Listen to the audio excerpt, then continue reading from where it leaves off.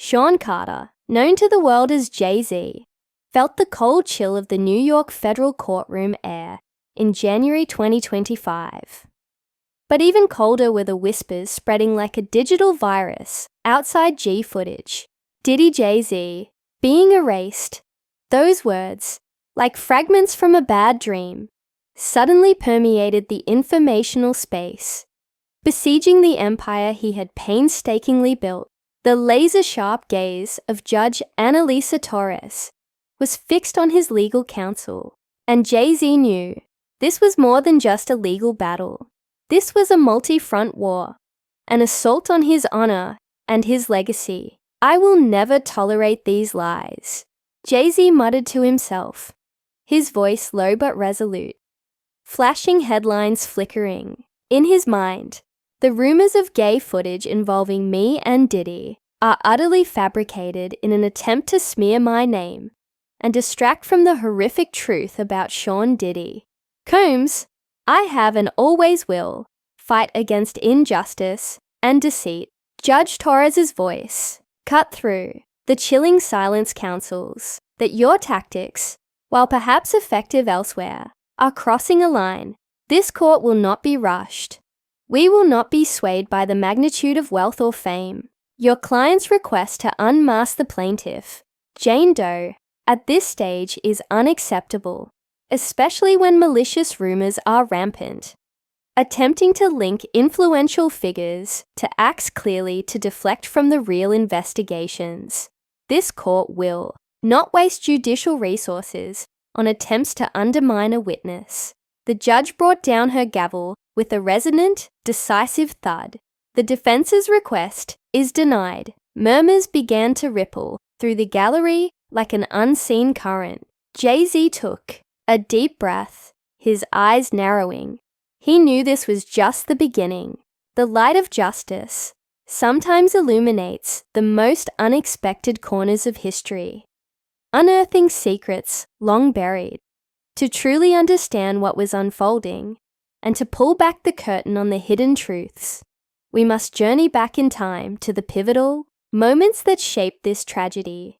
The chronoscape shifts, transporting us back to September 2000, flashing lights, pulsating music, and the scent of expensive champagne mingled in the air.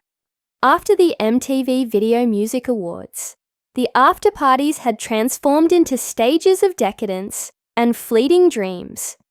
P. Diddy, then at the zenith of his power, a self-made king of his music empire, appeared resplendent. His charisma was legendary, his magnetism undeniable. He moved through the throng of Hollywood stars, a phantom limb of allure, drawing them all into his orbit. He cultivates an aura of effortless cool, a benevolent host, offering endless indulgence. Hollywood's elite gravitated towards him. The rising Amy's, the established leading men, and the supermodels, like Naomi Campbell or Paris Hilton, often seen in his orbit. Those who craved to be part of that glittering world. For them, a Diddy after-party was an initiation, a stamp of approval, a key to the inner sanctum of celebrity.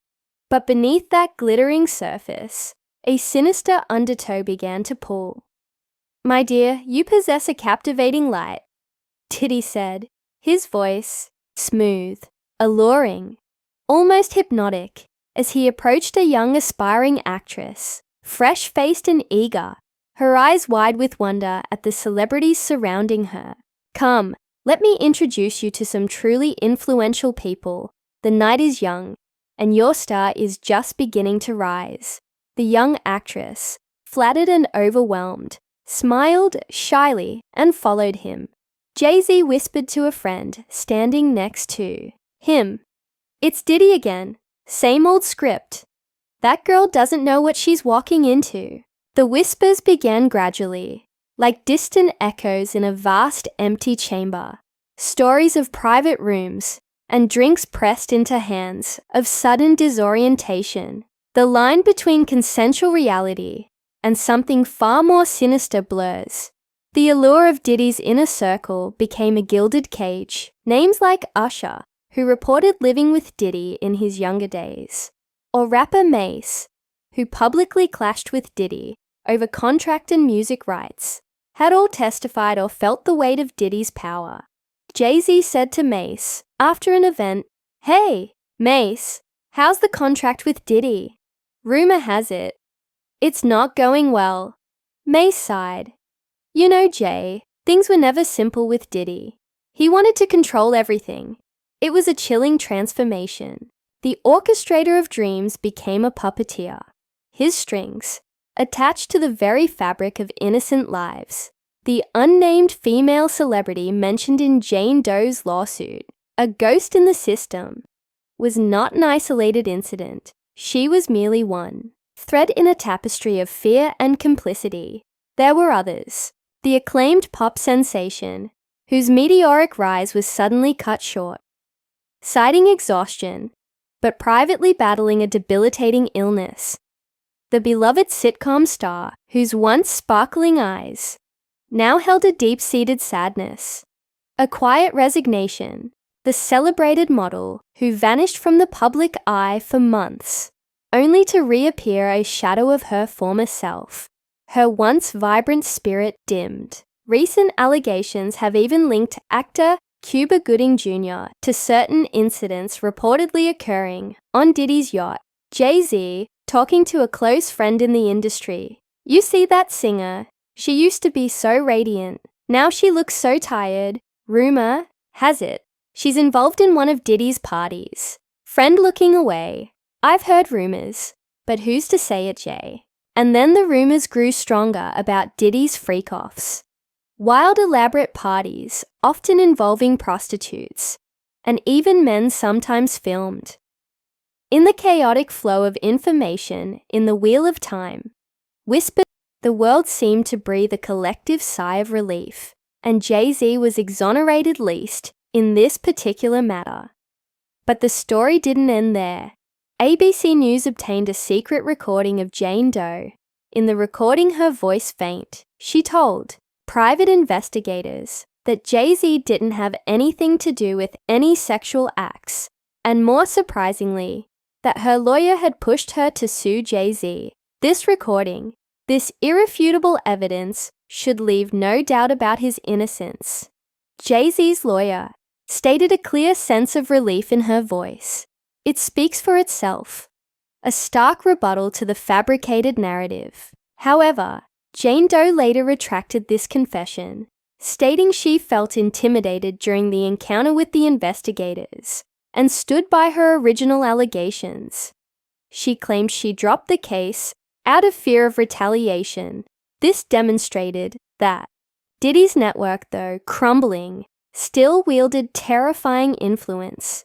Jay-Z, with the foresight of a leader, understood that the real battle lay in exposing the very roots of those behind these heinous acts. While Jay-Z was cleared of these false accusations, Did's fate was entirely different.